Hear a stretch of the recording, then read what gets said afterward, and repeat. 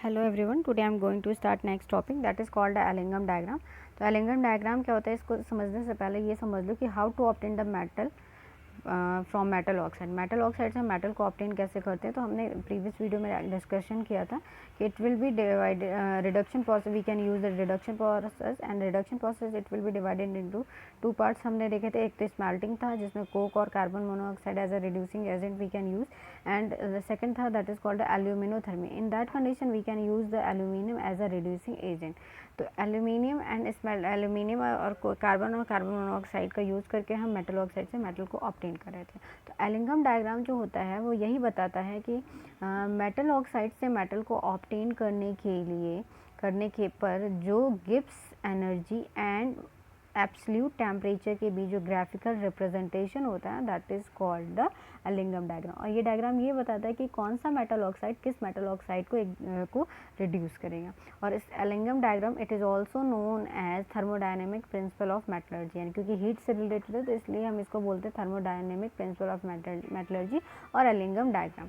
तो metal oxide, how to obtain metal oxide how to obtain metal from metal oxide. तो हम to process use करते हैं। एक तो स्मेल्टिंग होता है, दूसरा हमारा एल्यूमिनोथर्मी प्रोसेस होता है।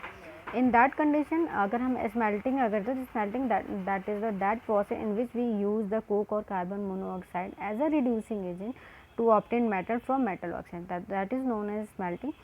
if we can use the aluminum as a reducing agent to obtain metal from metal oxide, that is called aluminothermy process. तो एलिंगम सपोज करके पूछता है कि एलिंगम डायग्राम जो होता है वो क्या बताता है, तो it which reducing agent is reduce another. तो यही एलिंगम जो डायग्राम होता है इस चीज़ को बताता है कि कौन सा रिड्यूसिंग एजेंट किसको रिड्यूस करेगा। तो ये जो और मेटल ऑक्साइड और किसको रिड्यूस करा है किसको नहीं करा है, तो इससे क्या होता है गिव्स एनर्जी एब्सोल्यूट टेम्परेचर के बीच जो ग्राफ है that is called Ellingham diagram. होता क्या है कि कुछ some metal oxide get reduce easily by some metal oxide. कुछ मेटल ऑक्साइड जो होते हैं कुछ अनदर मेटल ऑक्साइड के साथ इजीली रिड्यूस हो जाते हैं, बट कुछ नहीं होते हैं। In that case we required heat. जब सिंपली वो एक दूसरे से मतलब मेटल ऑक्साइड नहीं मेटल ऑब्टेन नहीं होगा, तो in that condition we use the heat. तो जब हम हीट यूज़ करते हैं तो हीट यूज़ करते हैं इन दैट कंडीशन, एक टर्म आता है इसी टर्म से रिलेटेड है that is called a pyrometallurgy, यानी the process of extraction of metal by heating the metal oxide with suitable reducing agent is known as pyrometallurgy. कभी कभी क्वेश्चन पूछ लेता है कि व्हाट इज़ द पायरोमेटलर्जी। तो पायरोमेटलर्जी का मतलब ये होता है कि वो प्रोसेस जिसमें मेटल ऑक्साइड से मेटल को ऑब्टेन करने के लिए हम रिड्यूसिंग एजेंट तो ले रहे हैं प्लस उसे हम हीट भी प्रोवाइड कर रहे हैं, तो that process is known as pyrometallurgy. अगर हम सिंपली देखते हैं कि according to the Gibbs energy देखते हैं, तो हमने 11th में भी पढ़ा था कि delta G is equal to delta H minus T delta S. Delta S क्या था, एंथैल्पी थी, टी क्या था, टेम्परेचर, तो एस क्या था, एंट्रोपी थी। एंट्रोपी का मतलब देखा होगा टेम्परेचर जितना ज़्यादा हम इंक्रीज़ करेंगे, अगर हम टेम्परेचर इंक्रीज़ करते हैं, सपोज़ करो ये एक मटेरियल है और इसमें इसके मॉलिक्यूल्स एक जगह सुटेबल है, लेकिन जैसे टेम्परेचर इंक्रीज़ करेंगे इसकी रैंडमनेस क्या होगी, इंक्रीज, इधर उधर मूव करेंगे, जितना मोशन में मूव करने लगेंगे, तो इससे क्या होगा, टेम्परेचर इंक्रीज करेंगे तो रैंडमनेस इनकी क्या होगी, इंक्रीज़ करेगी, यानी एंट्रोपी जो होगी वो चेंज होगी। तो सिंपल ये आपका गिब्स एनर्जी और ये टेम्परेचर और एंट्रोपी के एंथैल्पी के बीच रिलेशन है। तो delta G is equal to delta H minus T delta S. अगर आपका देखते हैं कि अगर कंडीशन यहाँ पे हम देखते हैं कि अगर डेल्टा एस नेगेटिव हो जाए, यानी एंट्रोपी इंक्रीज नहीं करे, यानी टेम्परेचर लो, तो डेल्टा इज इक्वल टू क्या हो जाए, delta H plus T delta S. और यहाँ पे अगर देखो आप एनसीईआरटी की बुक भी ओपन, तो उसमें एक ये डायग्राम इस तरीके का दिया होगा, ये देखो, ये that is the Ellingham diagram. इसमें क्या होता है, यहाँ पे देखा होगा मेटल ऑक्साइड होगा, कुछ मेटल ऐसे एक दूसरे को रिलीज कर, ये डायग्राम होगा। यहाँ देखो इस ये जो पॉइंट्स है यही, ये यहाँ पे टेम्परेचर लिखा होता है, ये यहाँ पे 120 130, तो बुक में देखोगे तो ये डायग्राम ईजिली दिया होता है। यही डायग्राम देखो डेल्टा जी, और एक चीज़ डेल्टा जी नॉट जो यहाँ पे है that is the formation of oxide, यानी मेटल ऑक्साइड के फॉर्मेशन का डेल्टा जी है, क्योंकि टी और ये और यहाँ टेम्परेचर है, जो टेम्परेचर गिवन होता है, तो temperature of formula of oxide, यानी टेम्परेचर क्या होगा, फॉर्मेशन ऑफ ऑक्साइड का होगा।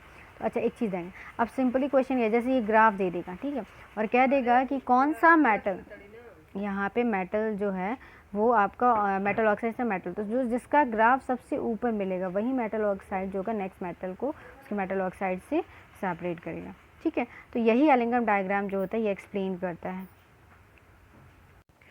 तो एलिंगम डायग्राम के जो था इसमें हमने देख लिया कि हाउ टू क्या कि एलिंगम जो डायग्राम होता है वो क्या चीज़ एक्सप्लेन करना। तो ये that is the graphical representation between the Gibbs energy and the absolute temperature. तो ये जो इसमें एक चीज़ ध्यान देना, ये जो सबसे ऊपर वाला जो ग्राफ होगा, ये जो ऊपर जा रहा है ग्राफ, ये वाला मेटल इन जो नीचे के जितने भी ग्राफ होंगे, ये मेटल ऑक्साइड जो होगा ये नीचे के मेटल को इजीली रिमूव करेगी। इसमें बस यही देखना, एक ग्राफ दे देता है और पूछता है कि विच मेटल, सपोज करो ये ए है, ये बी है, ठीक है। अब ये जो ग्राफ है, ये सबसे ऊपर वाला जो ग्राफ होगा, जैसे हम मेटल रिएक्टिविटी सीरीज में देखते थे कि मेटल रिएक्टिविटी सीरीज में जो हाई रिएक्टिव मेटल होता था वो लो रिएक्टिव मेटल को उसके सॉल्ट सॉल्यूशन से रिप्लेस कर देता है। इसी तरीके ये जो एलिंगम डायग्राम होता है, ये ऊपर वाला जो भी मेटल होगा वो नीचे वाले मेटालिक ऑक्साइड से मेटल को सेपरेट कर देगा।